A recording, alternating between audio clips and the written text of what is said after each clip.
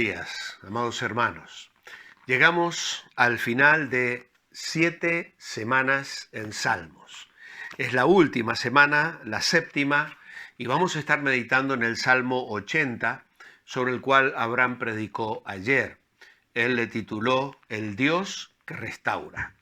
Damos gracias al Señor por esta etapa que hemos disfrutado tanto de estos 7 salmos. Seguramente dentro de unos meses volveremos a mirar otros 7 salmos porque nuestro hermano Fernando Plou acaba de editar un tercer volumen de 7 semanas en salmos.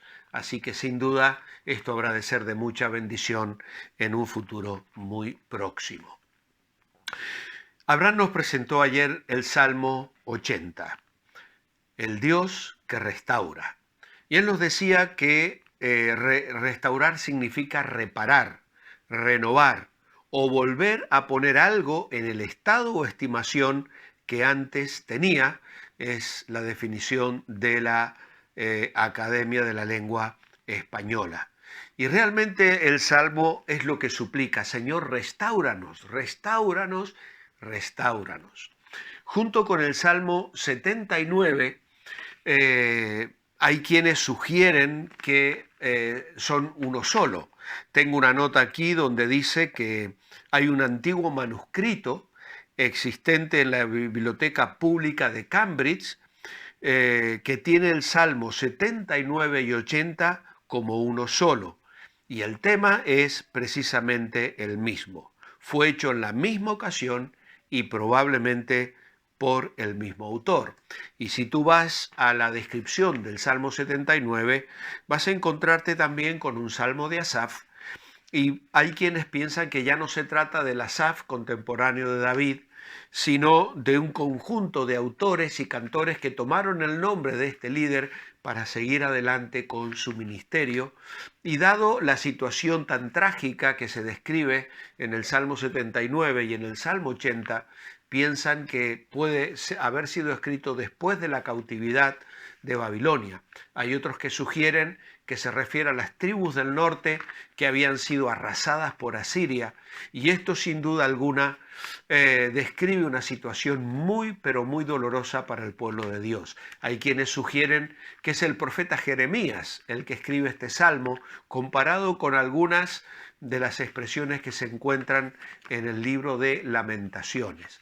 No vamos a olvidar que Jeremías fue un profeta que supo lamentar el pecado del pueblo de Israel y que tuvo que experimentar el castigo ante un pueblo absolutamente rebelde que no quiso escuchar los llamados de Dios al arrepentimiento. Aún así, él amaba al pueblo de Dios y había un clamor que subía desde su corazón, pidiéndole al Señor que restaurara a su pueblo. Abraham dividió el Salmo en 3 apartados. Nosotros a partir de mañana lo vamos a hacer en 4 y vamos a tratar de establecer algunas ideas que nos puedan ayudar un poquito más, además de la bendición que ya hemos recibido en la meditación que Abraham compartió con nosotros. Una de las cosas muy interesantes que es bueno que recordemos es que la oración es lo que Dios nos ha dado, nos ha sido dado como un regalo, como un don de Dios, para establecer comunicación con Dios. La oración es la comunicación del hombre con Dios. La semana pasada decía en el discipulado de los viernes, en la clase Creciendo en la Gracia, de la que puedes tener información al final de este devocional, que no oramos para establecer la presencia de Dios en nuestra vida, sino que oramos como respuesta a la presencia de Dios en nuestra vida, lo cual es un hecho, sea que lo sintamos o no.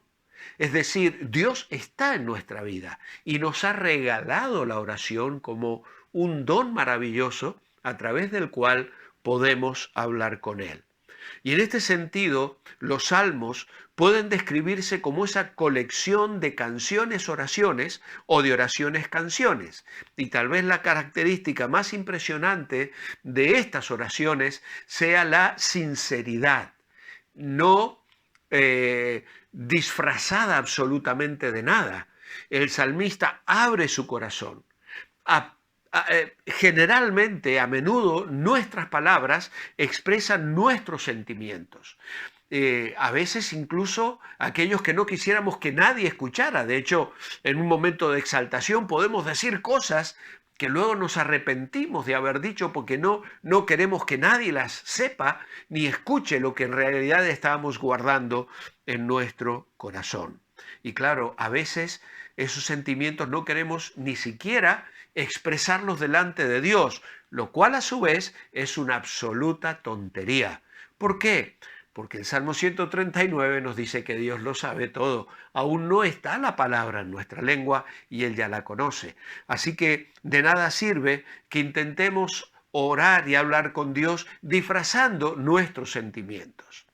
Ahora, una buena dinámica para aprender a hablar con Dios y expresar nuestros sentimientos es hacer nuestras las oraciones que encontramos en los salmos, porque ellos nos enseñan cómo Dios quiere que nos comuniquemos con Él. Demasiadas veces le ofrecemos a Dios una versión muy ligera de nuestros sentimientos. No le decimos exactamente lo que realmente estamos sintiendo. Nos presentamos con una verborragia evangélica llena de contenido doctrinal extraordinario, pero no le decimos a Dios que estamos tristes, que estamos desanimados, que estamos desilusionados o incluso que estamos enfadados o enojados o que no entendemos lo que está sucediendo. A Dios le podemos decir todo lo que hay en nuestro corazón. Abraham lo remarcaba ayer y yo lo quiero volver a remarcar en este día. No le vamos a ofender. No lo hacemos presentándonos delante de Él como un juez. Es nuestro Padre y Él conoce nuestros sentimientos. Así que no le vamos a ofender. Ahora bien, cuando utilizamos los salmos para expresar nuestros sentimientos, ¿sabéis qué aprendemos? Aprendemos la honestidad, la receptividad y la sinceridad. Y cuán valiosas son estas cosas a los ojos de Dios. Hay salmos que podemos describir como salmos de gratitud personales. Hay otros salmos de gratitud de la comunidad, del pueblo. Hay salmos de petición personales y hay salmos de petición de la comunidad. Hay dolor a veces en el individuo, en la persona que canta el salmo. A veces hay dolor en el pueblo, como el salmo que tenemos delante de nosotros. Hay salmos que expresan ira, hay salmos que expresan confesión, hay salmos que expresan fe, como el Salmo 11, el Salmo 16 o el Salmo 23. El Salmo 80 es una oración para que Dios cambie la situación del pueblo. Y en este sentido, Abraham bosquejaba su mensaje diciendo que Dios restaura la situación de una familia. Luego también restaura la reputación de una persona. Y finalmente nos decía que Dios tiene la capacidad de restaurar una nación. Y en este sentido podemos ver historias de Dios trabajando y obrando en la vida de una familia. Puedes observar a tu alrededor y ver familias rotas, a veces en las propias experiencias de las personas que conocemos y con las cuales trabajamos. Dios es un Dios que restaura. Ayer mismo, mientras estábamos en el culto, yo miraba los mensajes de YouTube y algunas personas decían: amén, Señor, restaura mi matrimonio. Sé, Señor, que tú lo vas a hacer. Para ti no hay nada imposible. Qué bonito, qué maravilloso es saber que tenemos un Dios que restaura. A Él podemos clamar, de Él podemos esperar, Oh Señor, haz resplandecer tu rostro sobre nosotros y seremos salvos. Dios también restaura la reputación. A veces hay vidas destrozadas, errores que se cometen, perdemos el ministerio, perdemos el testimonio. Nuestro nombre a veces incluso puede ser pisoteado en el ámbito de las comunidades evangélicas. Pero mira, Dios tiene planes, Dios tiene propósitos y para Dios no hay nada imposible. Siempre recuerdo a mi padre, él me solía decir, ¿qué hubiésemos hecho nosotros con el apóstol Pedro? Después de que negara al Señor, blasfemando como lo hizo, nosotros le hubiésemos tenido varios años sin tomar la cena del Señor, disciplinado sin ningún ministerio y le hubiésemos mandado que se sentara en el último asiento de la iglesia y que no abriese la boca, incluso ni para cantar. El Señor no hizo eso. Dios es un Dios que restaura. Y tuvo un encuentro personal no relatado en la Biblia, solo Pablo lo describe, lo menciona en Corintios. Y luego se encontró con él delante de todos los discípulos para decirle, Pedro, ¿me amas? Apacienta mis corderos. Y le encomienda un ministerio delante de todos los demás, porque Dios es un Dios que restaura.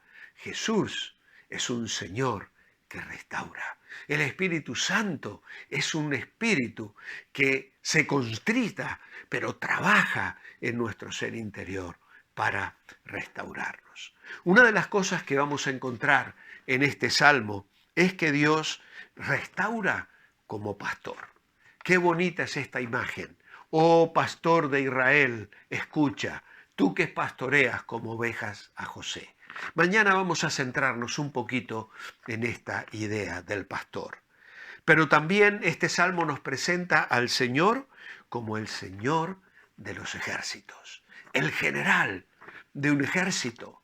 Y qué bueno es saber que tenemos un general victorioso, que estamos del lado de la victoria y que aunque tengamos que a veces experimentar derrotas como el pueblo de Israel las experimentó, hay un general victorioso que puede llevarnos de nuevo al triunfo, a la victoria en nuestra vida personal. Y finalmente, el Salmo nos presenta a Dios como el labrador.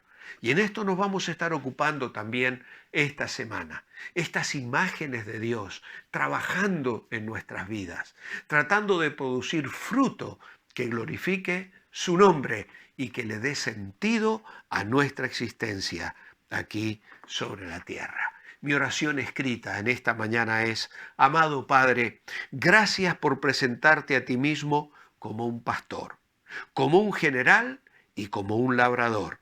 Todas estas imágenes nos consuelan y fortalecen.